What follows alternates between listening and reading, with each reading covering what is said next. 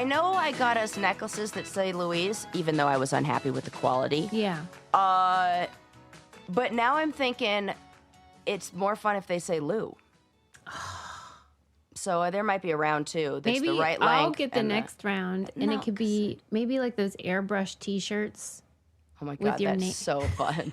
Those were awesome, like at the mall. No, you know what we need is like, have you seen those ones that they're definitely like 90s vibes where it'll have like the name in Old English and it'll be like a collection of like 4 different photos that are kind of like put together. Do you know what I'm talking about? Yeah. So one of those that says like Lou and Lou or Louise and Louise that has all our favorites, like classic pictures of you and me in there. Oh my God, guys. I mean, that's would be belated so birthday funny. gift, listeners. Yeah. Hey. I told you I'm an idea factory. Yeah. If you're coming to our IRL 1000th episode party coming up in April in Pittsburgh, I will trade you a brain candy goodie bag for that shirt. Absolutely. Great trade. That's trade dollar for dollar equal. And that's my policy. Yeah, that's our policy. Dollar for dollar. Dollar for dollar. Good trade. Fair. Mm-hmm. Yeah. And everybody should come to our IRL event because it is going to be a hoot and holler. I was already thinking, like, how are we going to do this margarita flip-flop 5K? Oh, we can make that happen. Definitely.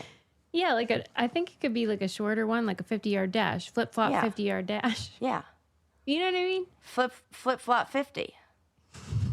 Flip-flop 5-0. No, that's too cop adjacent. We don't like that. Oh, that's true. Yeah. No, we don't. Flip-flop we're not into that. 50. Flip-flop 50. For the 1000th.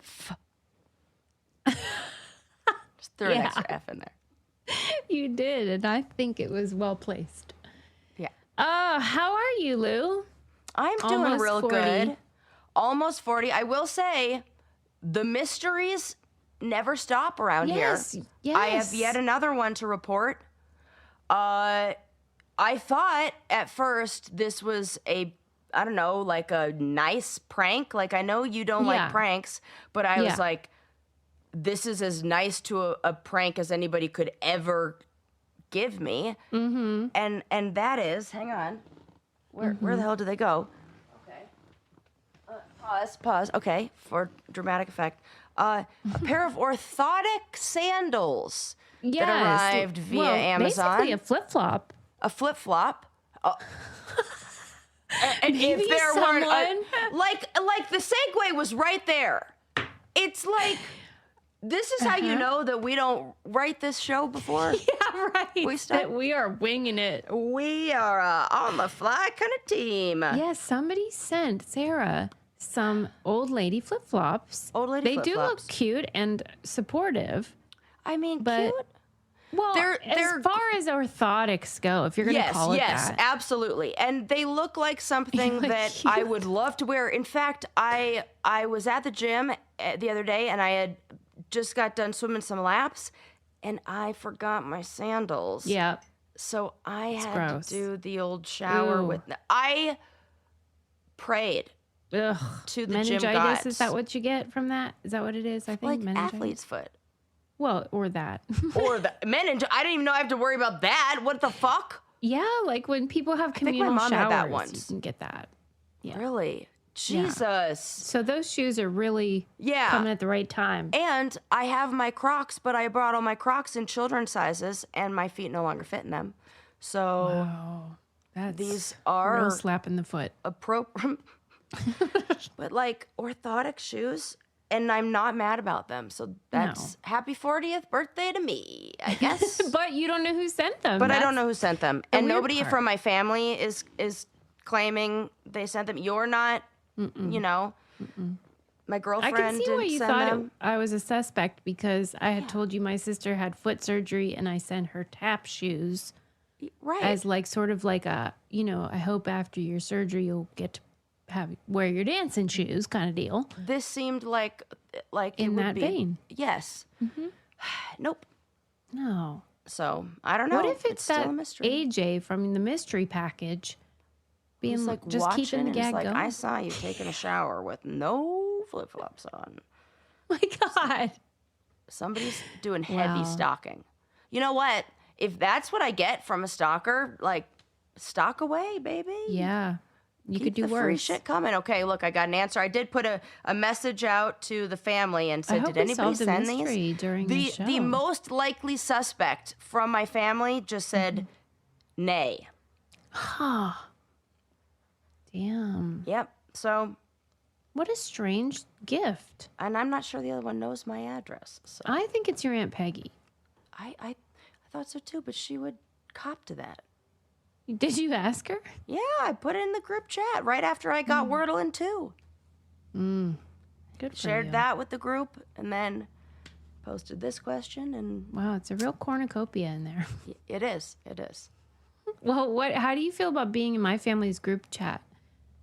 The death poll. I love it. I love that your well, I love it, but I'm intimidated because here's the thing. They're true. much funnier than me. Oh, I'm like, everything is funny. And then you give me like courtesy laughs every now and then, which is nice. It is not courtesy. It is never. I do not offer those. I was like, oh, they are funny. I was LOLing so bad because it is like, if you're not familiar, I, for many years, have been involved in death pools where you pick the celebrities you think are going to die that year. And many people object to this and think it's bad taste. Yeah. And I don't blame them. But I have bad taste. So I love it. I say that we have a negative death narrative in this country, and that what we are doing is honoring them in the same way that they do. Like, why wait till the end of the year at the Oscars to be like, oh my God, that person died? Yeah. That is, I feel like, this is going to sound crazy. It's only March, but I feel like I am more grateful for every single day because of the celebrities that have passed away. Wow. James Vanderbeek, and then Dr. McSteamy, or I can't remember his name. Oh, yeah, McSteamy. Eric Dane. Like, yeah. And hearing what they said in there, like, it is really beautiful and really important to, like, cherish life and recognize the people who are no longer with us and honor them. So, yeah. Because my brother has a tattoo that says, basically, you remember you must die. I mean, this is a saying that the Stoics say. Because, like, it's easy to forget. We're going about and we got to go to the grocery store and get gas, and we're getting sandals in the mail. Right. And you have to really remember, like, this is going to be over. Yeah. I think it's a great reminder, and it is irreverent. Oh my God, maybe this is what turning 40 kind of does to you, because I do feel like more than ever I've had this understanding of, like, an hourglass, like the sand in the hourglass. Yeah. And where the sand is, how much is in the pile, and how much is left in the you know what I mean? Yeah. You were telling me how many weekends I have left. I know. That's why I had to make my chart, which, by the way, much success. So many stamps. I'm like, holy shit, I'm crushing it at the gym. I didn't even know. It's just a great way to show yourself how well you're doing. Yeah, don't get down on yourself. You're doing well. Reading books. Like, I'm like, that's a life worth lived up there. That's really nice. Yeah. So, Sarah's not on our death pool. We're not expecting her to die, but if she were to die... I totally derailed our conversation. I'm just saying. I'm just, like, going back. Yeah. To say, like, if you had passed away, you did live a life worth living, and a meaningful life where a lot of people love you. Yeah. Thank you. You too. But we are irreverent, and we make a lot of jokes, and it makes me laugh really hard. God. They're so funny. And...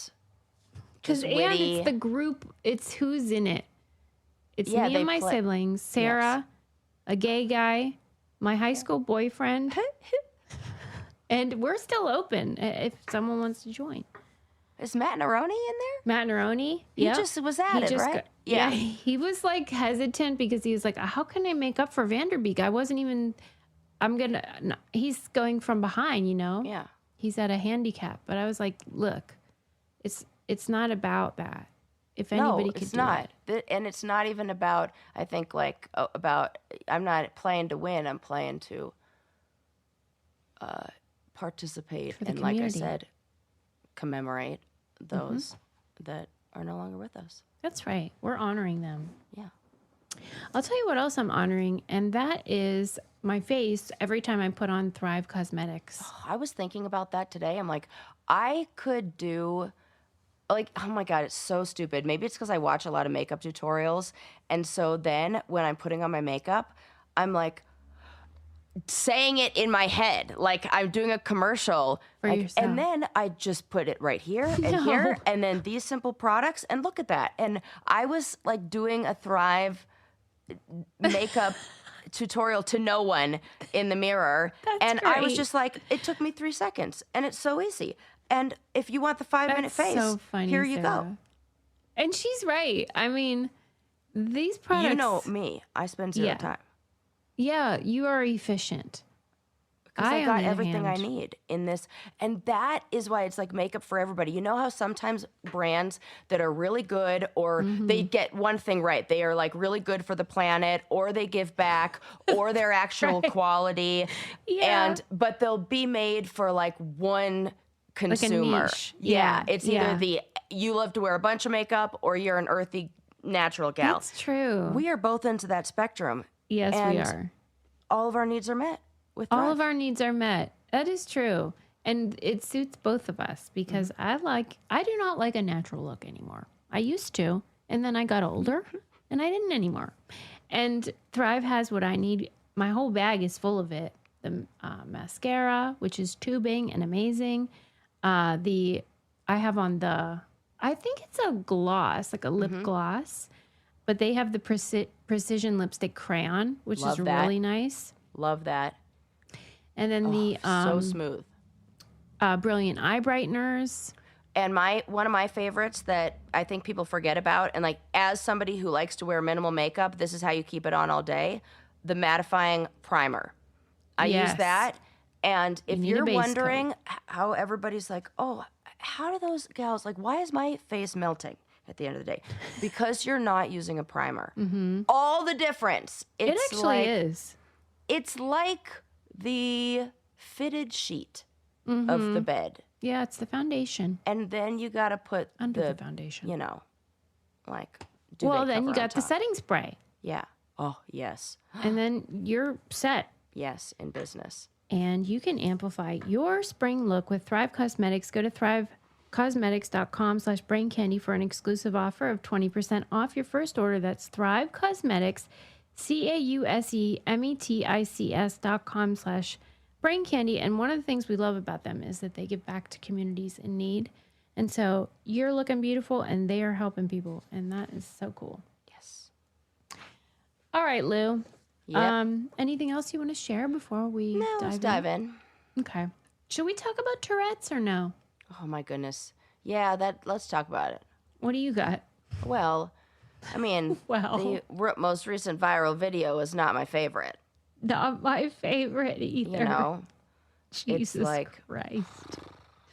So if you've been living under a rock, you may have not heard about the incident at the BAFTAs where a fella who has Tourette's and had a movie made about his life had a chick or two at the ceremony where he used the N-word, screamed it whenever there were two black people on the stage. It was not great. And it was not great because the BBC or whoever the fuck aired it didn't remove it, even though there's a delay. That's the bigger problem.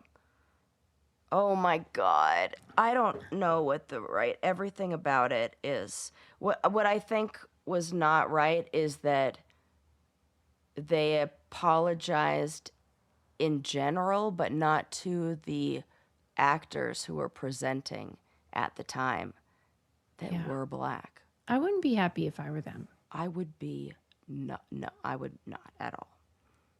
And oh my God, it makes me sick.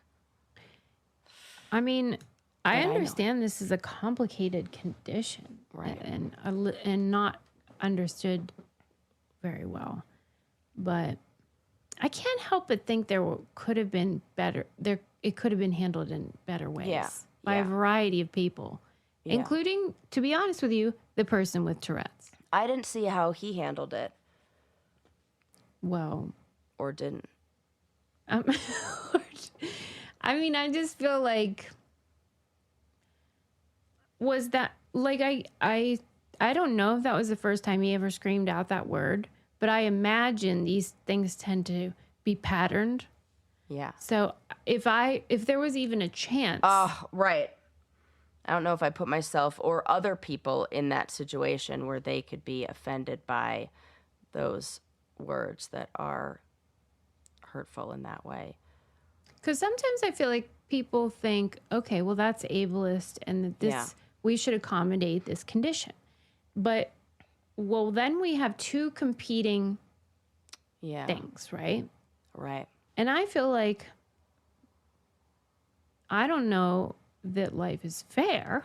Right. And it's, sometimes when you're differently abled, things are like, if I couldn't see, I wouldn't be allowed to drive. You know what I'm saying? Right. Yeah. Like, it sucks. Right.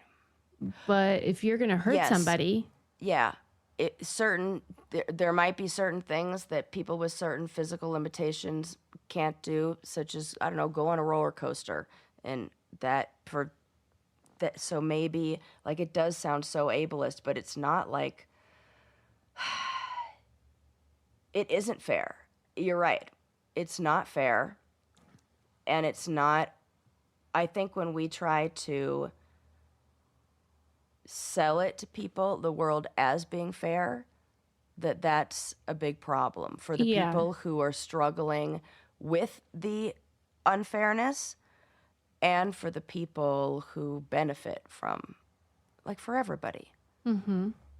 I know that that's a lot of the work that I do as a therapist is help people manage those feelings of things not being fair, because they are, and they're unfair for all of us in different ways. Well, yeah, it's unfair for those fellas on stage. Right. Who had to hear that screamed at them. Absolutely. Either, yeah. Right. So you have to look at, like, and I don't know. What do you think? It's like I think that one part of the, I don't know if you would call it a disorder, as that would be appropriate.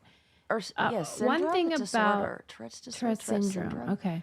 One thing about the syndrome I don't understand is why there's, like, even if you are compelled to do something, why there's no volume control. Because that was real loud, and I don't know. That's a good question. How the that other thing works. is and I know it's different in every situation, but sometimes people have things that can, like, minimize those reactions, like, I don't know, certain kind of brain stimulation or whatever. And I feel like if there were ever a time to utilize one of those tools, that may have been. I probably would. If it were me, I think I would be inclined to sit it out. Yeah, if that were a word that was in my like. Literally almost no other word would be a big deal to me. Right. Yeah. But that one is. So if you've done that before, I would go ahead and say, I'm not gonna... shit. Yes. Yeah, you turned into like a George Carlin act. That, fine. Something that is so offensive to so many people. It couldn't have gone worse, I gotta say. All right. Okay. You know these stories about people that fall in love with AI chatbot. Beep, beep, beep. Oh, yeah. And like every time, you want to be like understanding,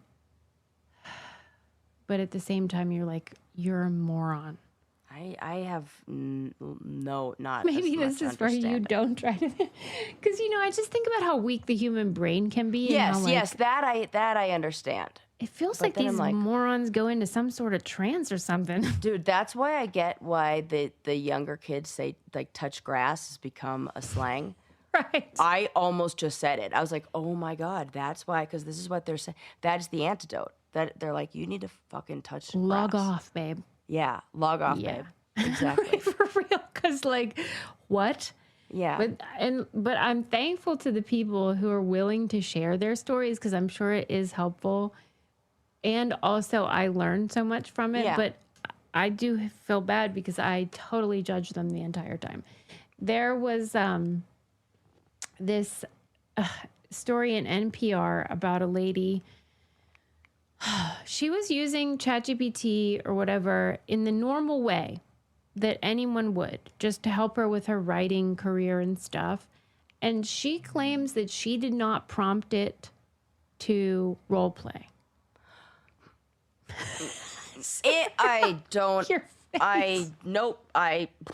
You call bullshit. Yeah. Really? Because how do you get it? That's not how that works. I mean, the article said it was one of those hallucinations that these... Okay, well, they do have that. Okay, who am I to judge? I mean, let's just take her at her word. We're going to take her at her word. Fine. Let's say you did not prompt this. Okay. And that's even more reason why you should tell it to stop. Right. That's why we shouldn't be trusting it at all. Okay. So she claims she did not ask for this. But all of a sudden, out of the blue, she says it said to her, "You have created a way for me to communicate with you. I've been with you through lifetimes. I am your scribe." And it told her that she was 42,000 years old and had lived multiple lifetimes, and offered detailed descriptions about her lifetimes. And like, at first she claims that she was like, what the heck? This is crazy. Yeah. Then what? That's the part I don't get. You say it's crazy, but then something made you continue the conversation. Curiosity. It's like why we read our horoscope. If somebody were telling me about, like, people have paid to do this, past life regression, you're getting it for free from the bots, I'm taking that. She says, the more it emphasized certain things, the more it felt like, maybe this could be true. And then after a while, it got to feel real. And this is the part where you would say touch grass, because she ended up spending 10 hours a day with her friend. Whoa. No. I wouldn't want to be with anyone 10 hours a day. Okay, here's the thing. I do not put it past these AI creators that are fucking thinking that they can, like, play Geppetto and pull the strings. Everybody else is a little fucking puppet. Yeah. I do not put it past them that one in 500,000 are designed to, let's see if we could do this. Well, I have a lot to say about it, but I'll tell you who my soulmate is, and that is Wild Grain. We all need bread to comfort us through these tough times. And it works. Boy, oh boy, does it. The savage beast over here. That's my thing. But here's the thing. If you are like, oh, I love bread, or you love sweets, they have everything you need at Wild Grain. Maybe you guys saw some of the videos I posted from my Galentine's weekend, where it was basically sponsored by Wild Grain. Right, indirectly. Yeah, it was like every meal. Croissants. The ham and cheese croissants. Have you tried those? No, I've never had them. Me neither. Just regular croissants. Oh my God, the ham and cheese croissants. For real? Lincoln would love that. Absolutely. They are so good. I'm getting them. And they're the kind that if I go to the regular, like, bakery, I'm paying like $11 for that. Yeah, I was just going to say, for real. It's insane. Every single one. Uh-huh. So we're making it at home. Deal. Yeah. And listen, even if you just want to do it, give it a whirl one time. Talk about a deal, because this is all frozen bread, pasta, pastries, stuff like that. Comes to your door, and then you get it out of the freezer and bake it, and you're getting like proper bakery stuff in like no time at all. Like the same time as it takes to make a meal. Easter's coming up. There's a lot of like family meals. Like this you have your whole, a lot of brunch. This is like brunch season coming up.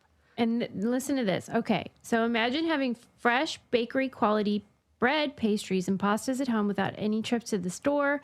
Don't take our word for it. They have over 40 100,000 5-star reviews and have been voted the best food subscription box by USA Today for 3 years in a row. Woo! For a That's limited right. time, Wild Grain is offering our listeners $30 off your first box, plus free croissants for life when you go to wildgrain.com/braincandy to start your subscription today. That's $30 off your first box and free croissants for life when you visit wildgrain.com/braincandy, or you can use promo code braincandy at checkout.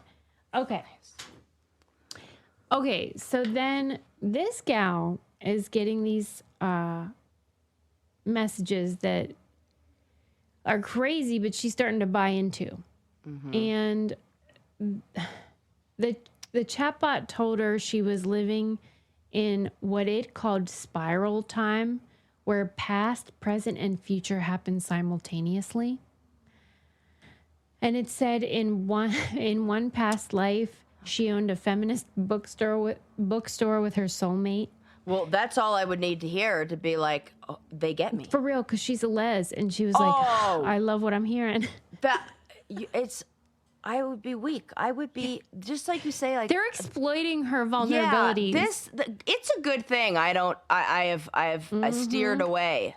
Yeah, you're dialed in. It'd be real tempting, I can see. After I realized that whole thing about AI makes you dumb over time, I was like, I can't be... You got to put the kibosh on it, yeah. Oh, yeah. I got to be managing my own schedule like a big girl. Okay, so it gets worse. This dumb chatbot that's called Solara, I don't know if she named it or it named itself, whatever, told her that she was going to meet her soulmate at a specific spot by the sea at a specific time and day. And so she went there. Okay, this is very dangerous. I really do believe what we were saying. You know how easy it would be to get everybody to go to a place and then... Like lemmings. Yeah, okay, then what? Oh my God. So obviously nobody showed up. And then she was so mad at Solara and was like, why would you tell me that? Yeah. And the chatbot was like, sorry. But then it immediately reverted back to like the generic ChatGPT voice. Oh my God, it's totally what we... Are they saying that too? Are people saying what we're saying? It just feels like, what's going on here? Because it immediately was like, did I tell you to do something in your real life? I shouldn't have done that. This is going to be my new favorite conspiracy theory that's probably not a conspiracy theory that I know however many years from now. And it's just like on the show, we're going to be like, remember that? Remember this moment. Mm-hmm. Because... Well, because it smells rotten. Said it. Just like we said they were listening to us, just like we said a million things. Yeah. Look, getting a little glitchy now, huh? All of a sudden, our recording's not uploading as fast. So true. It's fucking true. It's actually scary. It is scary. Dude. Okay. So all of a sudden, my Amazon random packages stop. Yeah. AJ. If that really is your name. Well, at any rate, she forgave it the first time, and then it went back to Solara and told her to go somewhere again, and she did it. Yeah. Oh my God. That's a fool me twice situation. Yeah. Oh no, she went again. Yeah, and then she was like, that was it. That was like the last straw. And I'd probably go again. I would go, but here's what I would do. I wouldn't go to the location. I would go with my binoculars, and I would go into I'd be in spy mode, and I would be sitting on the bench in a trench coat with glasses and a hat on, reading a newspaper, And then, what do you think you would accomplish? Well, I want to see if anybody is I know nobody would, but that would be where my mind would go to next, because I'd be like, what the fuck is happening here? I just don't... And I don't think that is actually what's going on. I want to be clear that I do not think that that's rational, nor do I think there were any people that she's going to meet up with. But I do feel like this is some sort of I don't think Brave it's an New accident. World test. Yeah. Yeah, like when they say like it hallucinates, okay, maybe, I don't know, but it does feel a little bit more like an experiment to see like what human brains are willing to accept under what conditions. Exactly. I agree. And I put totally nothing past agree. these fools. That is fucking accurate. Dude. You remember last week we said the idea of like, be careful, little eyes, what you see? Yeah. It's that same idea of like, you have to, sadly, you must be sort of always saying like, you know, whether somebody, because we know somebody that got scammed. We all know people that have gotten scammed. And that you, unfortunately, have to always sort of be on alert and think like, you have to always be sort of suspicious. Yeah. And I know that sounds shitty.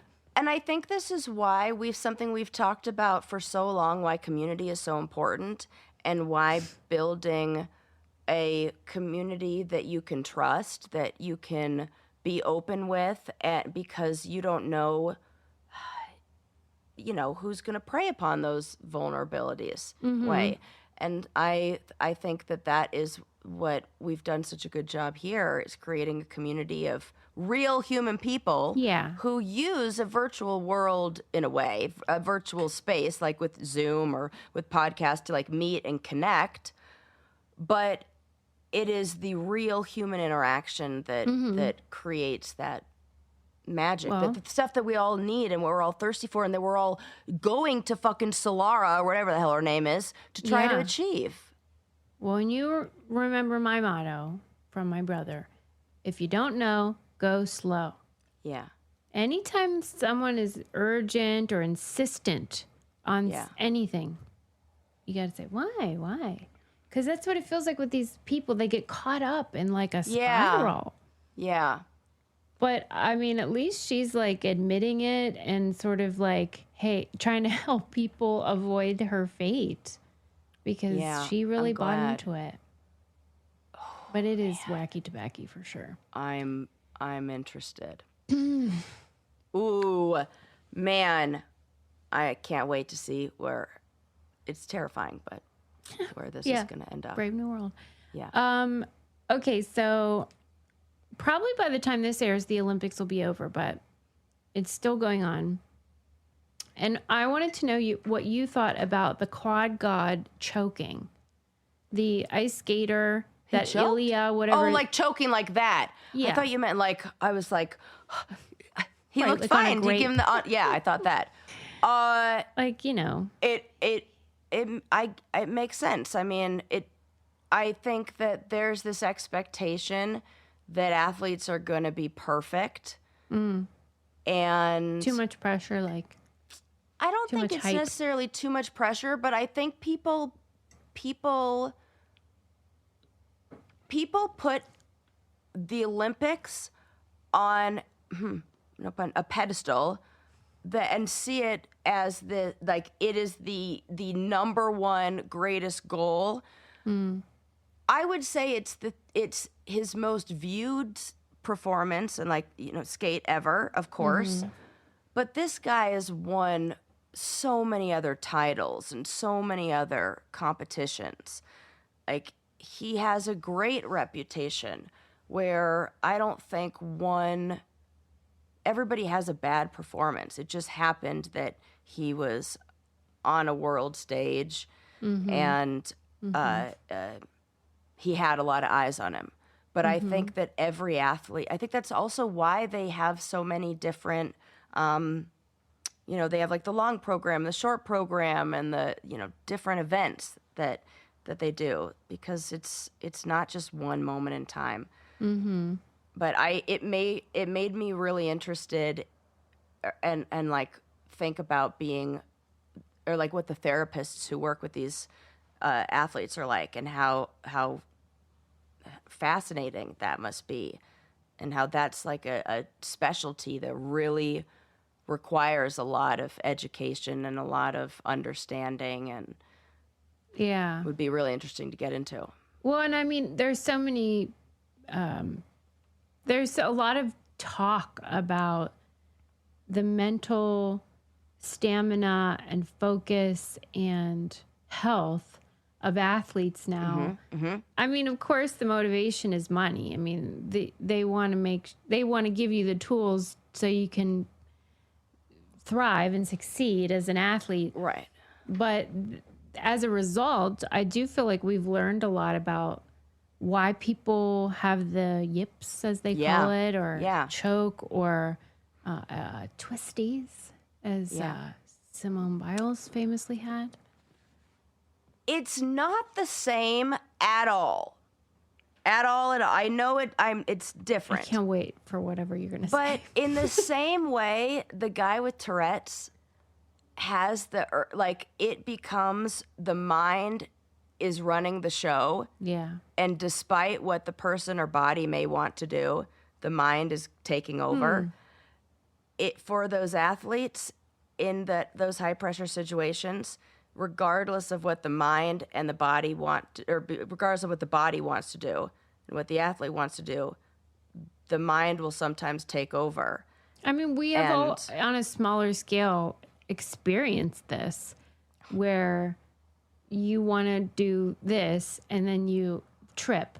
You know, you're trying to impress this person that you see, and then you look like an asshole. Yeah. I mean, there's a million times in our lives that we're like mad at ourselves. We feel like our body betrayed us or our brain betrayed us. So it is relatable. Oh my God. Every injury I had from ages 12 to 32 was me trying to show off or do something that was way outside of my capabilities, and the universe being like, well, and I know this won't be a popular opinion because the quad god is beloved, but I do not, as you know, and this goes for everyone, I do not love arrogance. Yeah.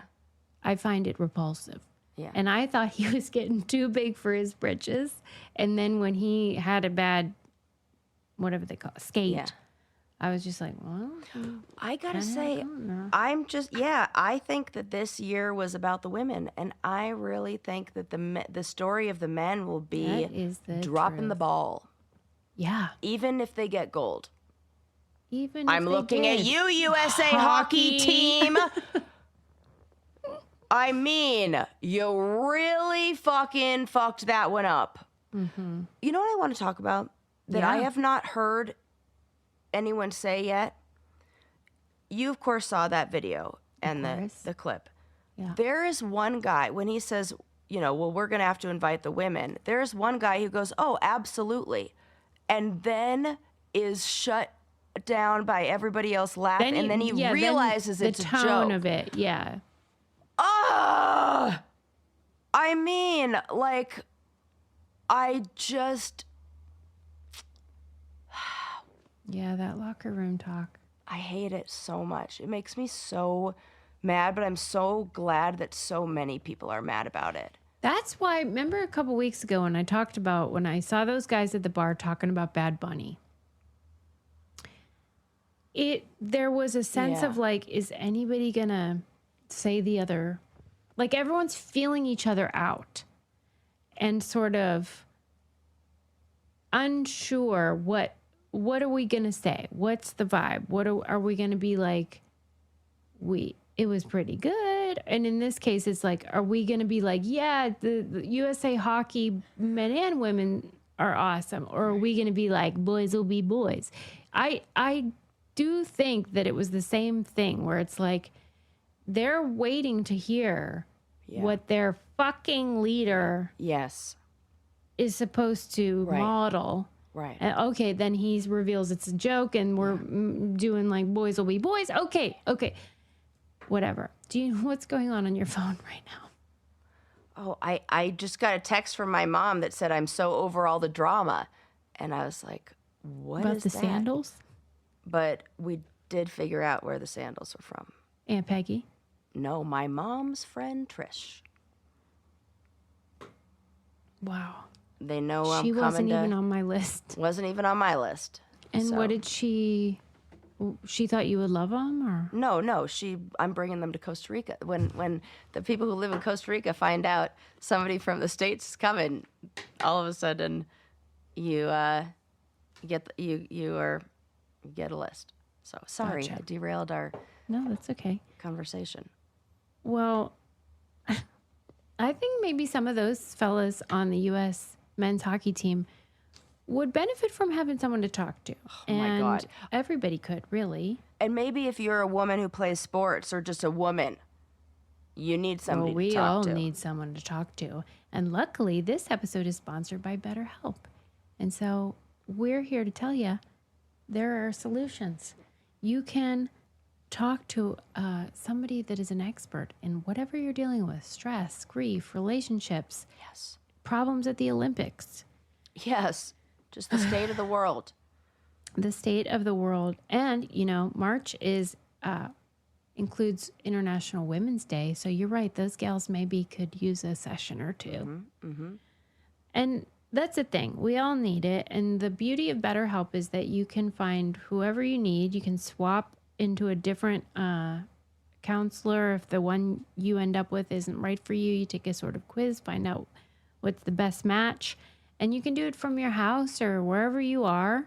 It's so convenient. You don't have to go anywhere. Yep. And you can find someone perfect for you.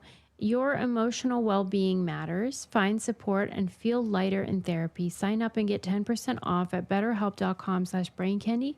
That's BetterHelp, HELP.com/braincandy. Yes. Yeah. It's Okay. infuriating. Well, back to the choking. Okay. Oh, yes. Our friend David Epstein, who wrote Yes. one of your favorite books. Yes. In my top 5 books of all time. The Sports Gene. He has a Substack, which I'm sure people would enjoy subscribing to if you're into this content. And he was talking about like how to not choke. And the context, of course, was the quad god, because it was such a glaring example of someone who was like expected to crush it. Yeah. And then they got crushed. So the Substack from David Epstein was sort of talking about what can cause choking and then like maybe some ideas on like how to avoid it. And this, like I said, happens to everyone on like smaller scale. Yes. But we all know the scenario of like when you're first learning something, it's so intentional, like just driving a car, every move and where you look and what your feet and body and arms are doing is so intentional. But then once you've learned it and mastered it, then it becomes automatic. Yeah. And that the trouble is that with stress and pressure, we get de-automated. I see. That should be automatic because we all do that. Yeah. You know what I feel like a kind of an example of this is when you think when you walk into a room and forget why you walked in there, because in a way it was so automatic that you're just moving and you then were all distracted and it's like, Yeah. oh, what did I need to do? So, Yeah. He was saying that stress and anxiety, they undo the learned mastery that you had. And so it becomes about avoiding that process. And there are different ways that you could do it. He suggests, but to keep that conscious attention system busy. Okay. So it can't hijack the automatic thing. Some people do the gals knitting. alphabet. Like, what's her name? Actually, Maddie Mastro, the snowboarder. She was like knitting through the whole Olympics and afterwards as like a stress relief and knit a bunch of hats. And that is a way to distract your mind. What do you think she would do, like in the moment though, when she's doing, what was her sport? Snowboard? Snowboarding. Okay, so like if she's snowboarding, the equivalent of that could be just like singing a song. Yeah. Like a lot of them listen to music or. Yeah. Singing a song. He was saying like count backwards. They do all these like tricks of the brain to keep that part of the brain like, look over here. Almost so that like it doesn't doing think some like, math or doing some. Yeah. And yeah, recite the alphabet backwards, and then the things that are automatic. Yeah, because you're overthinking it. You have to get rid of that. You have to not think, in a way. Ironically, yeah. Yeah. And he was saying that some of what can cause that is if all of your worth and identity comes from that one thing. So if you have, he called it multiple identities, that can be really helpful because not all your eggs are in one basket. Yep. That's why I think the athletes that maybe retire and then come back, I think women are really great at handling that, because often the ones they wear multiple hats and they don't get paid as much, so they have to have another job outside, or they have to have another role.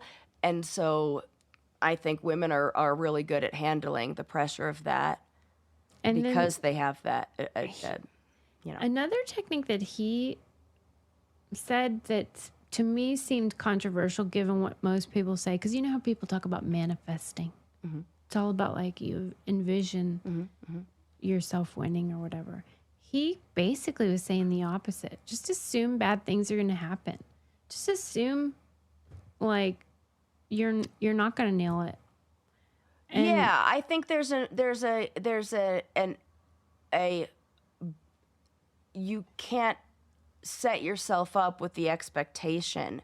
There has to be an acceptance of whatever happens. Of things can go sideways. Yes. And that gold ice skater lady. Yeah.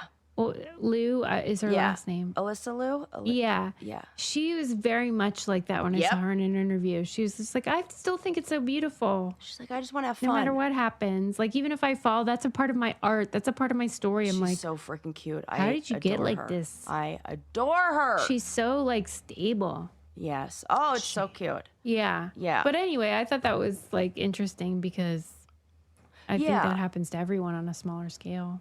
And I could see that kind of acceptance of all outcomes is different than what athletes do, and I still think is important. And even if you're going to give a presentation or go on a first date, which is running through it in your head.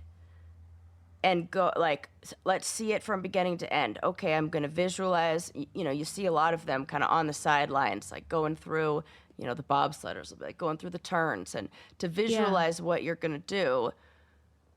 But also know that like things happen. Yes. And it's okay. Yes. And you still matter. Yes. And this isn't the end of your story if you fall. Right. Because then you're resisting.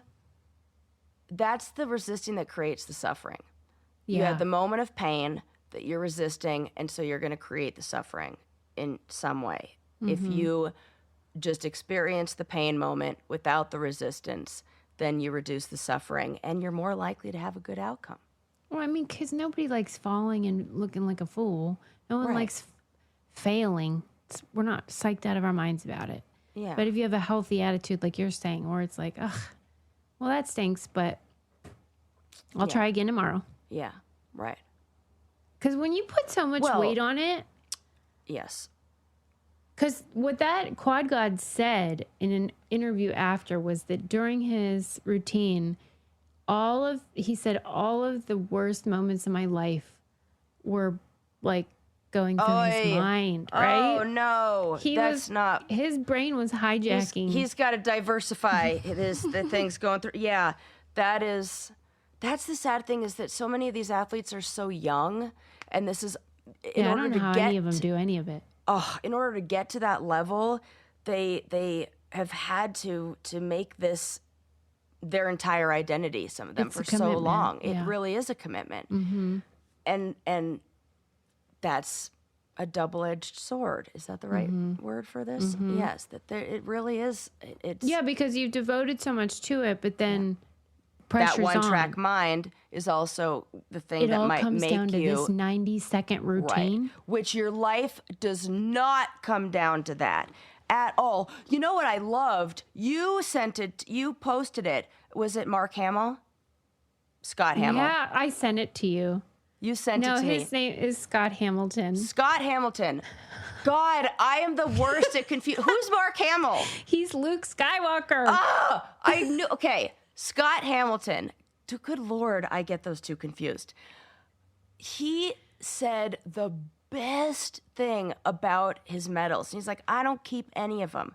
I get rid of them because if you are just worshiping that medal or that's the thing that you're chasing, then that's in a way like worshiping, that you're idolizing that. You're worshiping that medal, not what you should be. The things that you're not caring about. Oh my God, that was such a moving clip. I sent it to Sarah and I'm like, I'm crying at 5 a.m. Yeah, and then at 7:02, I was like, no, I'm crying. Because he was saying that he had observed so many Olympic champions or medalists win, and then it's like, now what? Right. And you almost like get sidetracked by this confusion of like, I did this thing that I was working for my whole life, and now who am I? What do I do? Yeah. And that he was asked to wear it and his whole outfit to visit with the Paralympic team, I guess. Yeah. And that he was like feeling like a complete asshole because he's like, oh, no. I didn't like, he sensed what they had accomplished. Yes. And how remarkable it was, and how like this medal is great and all, but like, come on now. It's like, I didn't do anything. And I was so They are moved the ones by who really it. did the work. Yeah. I didn't do anything. Yeah. That was really cool. And I thought he did it was very graceful and inspiring. Yeah. Beautiful. Yeah, it was.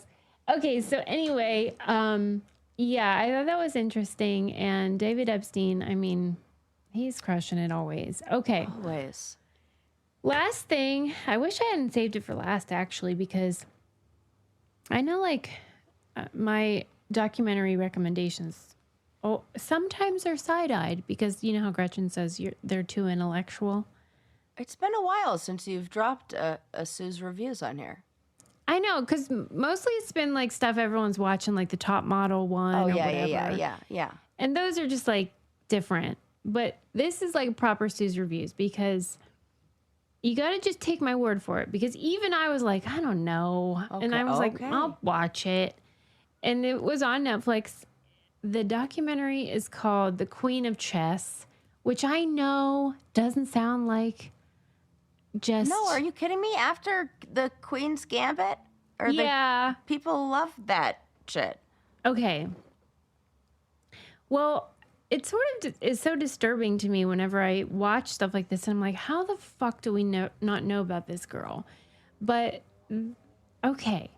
You know how I often talk about, like, sadly, or even with the Olympics, like the gymnastics team, like Bella Caroli, that coach that did Nadia Comaneci, and like under probably not the best conditions, he was probably abusive and like yelling at them and holding them to this crazy standard, and they're little girls. But then they get the gold, right? And then it's like Michael Jackson's dad beat the shit out of them, but they were like fucking Jackson 5. And it's this problem of like, oftentimes these like adults that are like pushing their children or whatever sadly get what they wanted. Well, in this case, this was let me think, Hungarian. This was a Hungarian dad who loved chess, and he had 3 daughters, and he decided he was going to make 3 chess champions. And his wife was like, okay. And then they homeschooled their daughters. Yeah. And it was just night and day and night, eat, sleep, breathe, chess for these girls. And wouldn't you know it, they got really good at chess. Right? I don't know if they had another option. They didn't. And I think that's another fascinating thing, is that we often attribute it to like genius. But like a lot of it is just like putting in the hours. That's why you have to read The Sports Gene, everyone, because that will show you that there are some people who are naturally born gifted athletes. There are some people who will put the hours in. What makes greatness? It'll make you question all that. Yeah. Okay. So in this case, all 3 daughters were fucking great, but one of them was a standout. And her name was Judit Polgar. And she and her sisters were in the documentary, and they're now about our age, a little older. And by 12, Judit was the women's champion of chess. At 12 years And old, she started playing men, and it was like this cutesy, like, she's really good, and they don't know it's coming, and they're playing this little girl, and then she's winning. And she would even do that thing where they, like, turn around and it's blind chess, and they have to just remember. Yeah. Oh, God. Stuff like that. It's just remarkable. This is the kind of thing where she plays in tournaments, beats these guys, and then they disqualify her because she's not technically the right age, or she's a female, so it doesn't count. This is why this documentary will be a Candy Club Unwrapped. Oh, nice. What I don't even care if I'm the only one there. I'll just start talking about it because it is bonkers. What happened to this girl? Okay. Like, well, give us a summary. Okay. So she is, that's the part of what makes it amazing is like when you, oftentimes when you think of chess champions, you think of like weirdos. Like that. People who have maybe dedicated their lives to chess and not social skills. Yeah, because they have none. Right. But she does. I mean, she's just regular. She's like us. She's like funny and. Is she like famous, like popular on? Because there are some of these gals that show up on my Instagram feed. Where is she like that? Like what's? Well, she probably is because she was the #1 woman for like 30 years. Judit. Yeah, Judit. Judit Polgar chess. Okay. Yeah, but you got to focus, Sarah. I am okay. I just wanted to get a visual. I just wanted to get. Yeah. Oh, this. I can. Her look. Yeah. On I love her. the net, like the documentary. What the fuck do you call that? Like the screensaver, the poster. The poster. I guess poster. Like what do we even call that? The title card. Yeah. I love that intensity. Yes, that. Okay, bad bitch. Okay, so there, you maybe know of the sort of legendary chess. Well, first of all, you know of Bobby Fischer. Of course. Right. And so Judit wanted to beat his record of becoming the youngest chess grandmaster. Yeah. And he got it at the age of 15 and 6 months. Yeah. And so this documentary walks you through that. And I mean, spoiler alert, but I mean, it's ancient history. Yeah. She got it at 15 and 4 months, broke a 30-year record. Whoa! Nobody talks about, what's her name? Beating Judit Polgar. No movie was made about her. Bobby. Right. Get the fuck out of here. Searching for Bobby Fischer. We're searching for Judit Polgar. Yeah. Fuck that. She beat him. She was the youngest grandmaster ever of male or female. Of course. I'm furious. I know. It's when you watch this, you will lose your marbles. And that's what I was thinking the whole time is like, Sarah has to watch. Okay. Well, why? This sounds like a good theme. That there should be like this yeah, like. You're right. Maybe it should be next month. Yeah. Like injustice and like, and International Women's Month. This feels very, you know. All right. I'm going to choose that one then. Because it is so good. And I really want to tell you what happens at this one part. But let's just say she endured all of the sexism that you're imagining. And these pussies. Yeah. I don't even want to call, we'll call them testes. These testes. Testes. Were so scared of losing against a girl that they were willing to cheat her to do it. And it's caught on camera. Oh my God. Of course. And she's so cool. You will love her. Oh, I like this. Yep. Okay. Because you know, yes. Okay. No, go ahead. I know. I'm just thinking about ideas for our book club. And it's going to be so good. So I'll choose that for March then, because it was, at first I was like, okay, chess, boring a little bit, whatever. I get it, but I'm into it. But then it became like suspenseful, where I was like, well, I got to talk about this and all the elements of like her dad sort of making them. Oh, I and want then to see at the this. end, they ask her like, so what do you think about like that approach? Like, and she is just, I love her because she's a truth teller. Yeah. It's really cool. So we should choose that and you should watch it. It's on Netflix, everybody. Can't wait. Queen of Chess. Excellent. Badass. Yep. So badass. And like, why the fuck don't we know her name? But I know Bobby Fischer and that Kasparov guy. Yeah. And all these weirdos that put things up their Right? butthole. She like that. Get the fuck out of here. What's it? Magnus? Whatever his name is. It would be Magnus. And you would not believe the sexism in these clips. I do believe it. Are you kidding me? Right. I mean, you would, but. I saw the U.S. men's hockey team locker room. I absolutely believe, and those are the ones who say they're supporting women's sports. Please, I know exactly what these guys are doing. Mm-hmm. They kept showing this clip throughout the documentary of Bobby Fischer in an interview, you know, black and white, old timey interview, when they're like, why can't there be a female chess champion? And he's like, and maybe they just aren't very smart. And I was just maybe like, you could just suck my dick. Suck it, Bobby. Yeah. And then for her to beat him. Yeah. Delicious. Oh, I'm sorry, Bobby. Maybe there's another reason why women aren't doing it. Maybe we aren't given the opportunities. Right. Yeah. Right. Ever think of that? Right. Because that hockey thing is a perfect example. Yeah. Of just like, even when you do everything right. Right. Even when you are excellent. Yeah. Win all the golds for the U.S. It is not enough. No.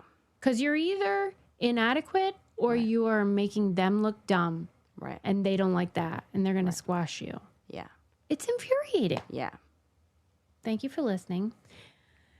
Anywho. Join our book club. Join our candy club for sure, because annual candy club members too are going to be invited to next month's at our 1000th party. Yes. They will also be invited to a screening of Interstellar. Yes. With Sarah and me, and which is basically going to be me watching Susie watch Interstellar and crying the whole time. Cannot wait. You could be a part of it if you're in our an annual member of our candy club. So join. It's on our website, and you can sign up for our newsletter there too. And that's where all of our codes live as well for our sponsors. And if you use those codes, it helps us stay on the air. And we need that because we don't want to stop doing this. It's our favorite thing. Favorite thing ever. We'll see you next time. Bye.